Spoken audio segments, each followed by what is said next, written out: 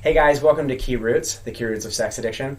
My name is Collin, and I remember through my recovery, I believed that I knew it all.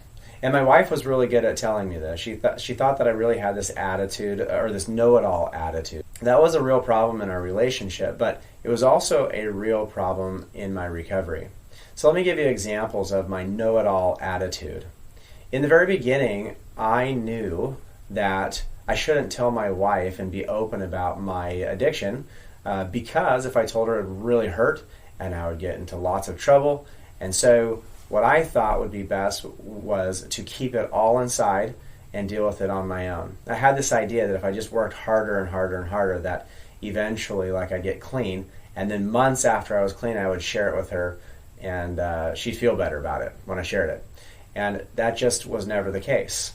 As long as I kept it to myself, I would find myself acting out the next day or the next week or the next month, and the addiction just kept going for years until it really hurt my wife.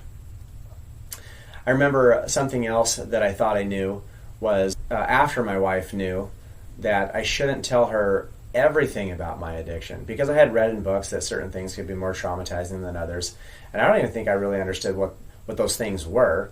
And so I decided for myself what I should share with my wife and what I shouldn't. Well, more problems ensued. It wasn't even till recently that I thought that I knew what the 12 steps were. I had my third sponsor come along, and I recognized that through all the years I've been in recovery, I didn't know the 12 steps at all. Why am I sharing this with you? Because I think most sexaholics have, at least to a degree, a know-it-all attitude. They know what they should do, what they shouldn't do, and they believe themselves. And I've realized in my recovery that the more I believe myself, the more trouble I get into. And so my goal is to begin to open up and to take in information from the books I read, from the people I talk with, from my sponsors, from counselors, because they have a perspective that's outside of my world. Oftentimes people that are not in my world can see my world more clearly than me.